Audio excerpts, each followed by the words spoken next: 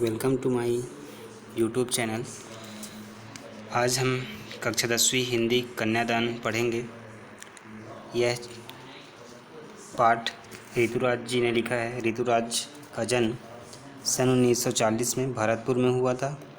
राजस्थान विश्वविद्यालय में उन्होंने अंग्रेजी से एमए किया। इस कविता में उन्होंने माँ बेटी को स्त्री के परंपरागत आदर्श रूप से हटकर सीख दे रहे हैं।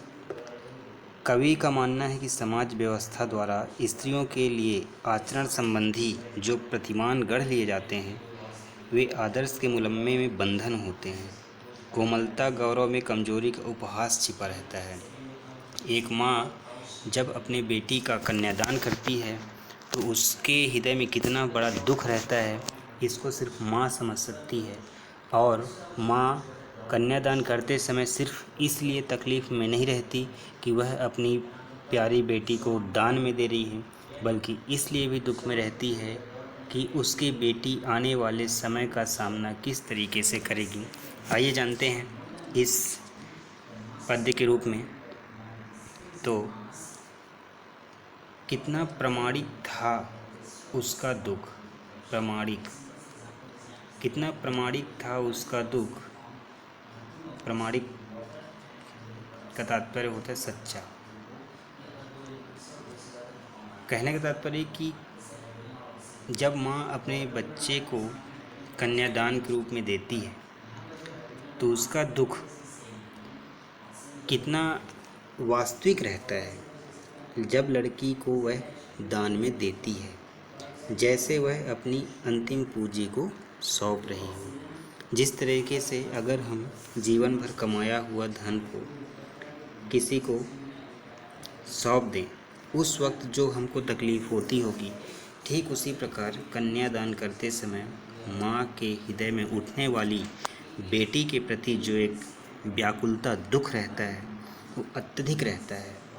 शब्दों से बता पाना मुश्किल होता है।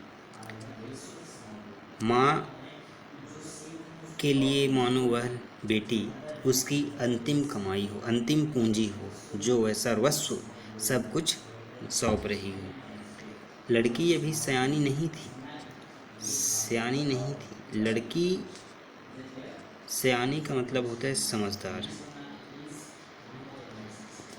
लड़की अभी समझदार नहीं थी, इतनी भोली सरल थी। भोली का मतलब होता है सीधा, सरल थी, अभी बच्ची थी कि उसे सुख का आभास तो होता था लेकिन दुख बांचना नहीं आता था। बांचना का तात्पर्य होता है बांटना। अभी ज़्यादा उम्र बच्ची का नहीं हुआ था, अभी छोटी थी। सयानी अर्थात समझदार नहीं हुई थी, सीधी थी, सरल थी।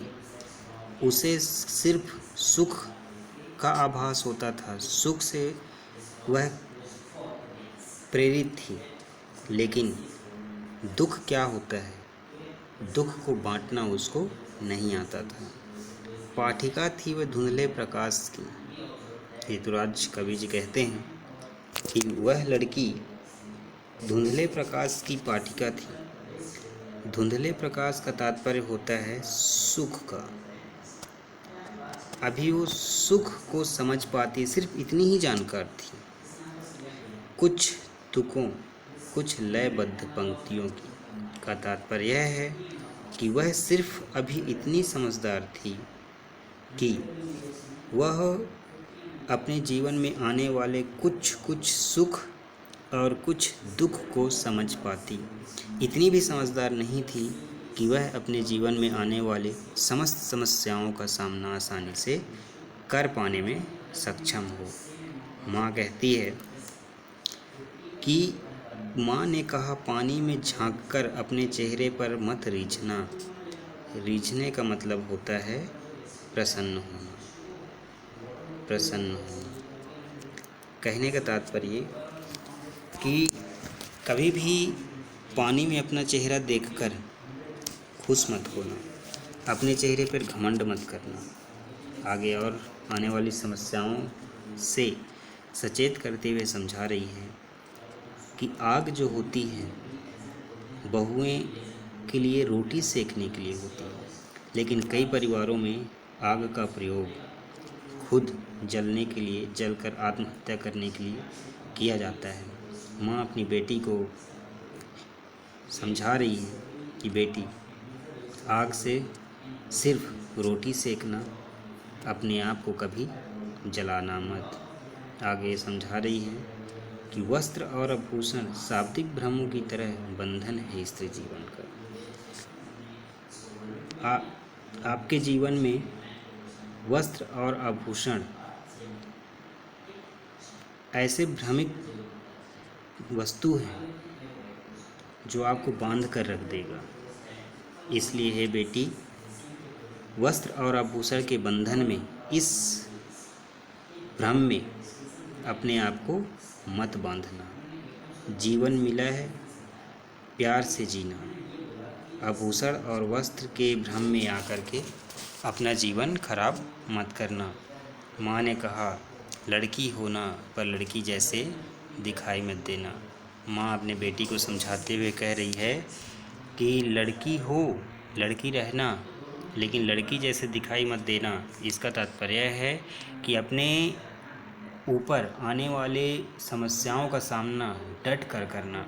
अगर कोई तुम पर अत्याचार करे तो उस अत्याचार का खुलासा करना, उस अत्याचार से डरना मत, उस अत्याचार से निजात पाने के लिए प्रयत्न करना। कवि ने यहाँ समझाने का प्रयास किया है। भावार्थ इसका ये है, फिर से देखिए एक बार। कितना प्रमाणित था उसका दुख लड़की को दान में देते वक्त, जैसे वही उसकी अंतिम पूंजी हो। एक माँ जब अपनी बेटी का कन्यादान करती है तो कन्यादान करते हुए उसके हृदय में उठने वाले जो संवेग होते हैं, जो दुख होता है, वो वास्तविक होता है। उसको इतना दुख होता है मानो वह अपने जीवन की अंतिम पूंजी अपने बेटी के रूप में दे रही हो, दान में दे रही हो। वह सोचती है दान में देते वक्त, अपनी लड़की को ससुराल भेजते वक्त वह सोचती है कि मेरी बेटी अभी सयानी नहीं है, समझदार नहीं है, एकदम सीधी है, सरल है, छोटी है।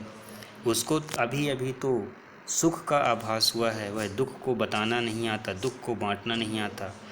वह केवल अभी थोड़े से कुछ सुख को पहचानना सीखी है। थोड़ी थोड़ी, ऐसे मानो जैसे कि वो एक दो पंक्ति अपने बुक से, अपने पुस्तक से एक दो पंक्तियाँ पढ़ ले रही हो।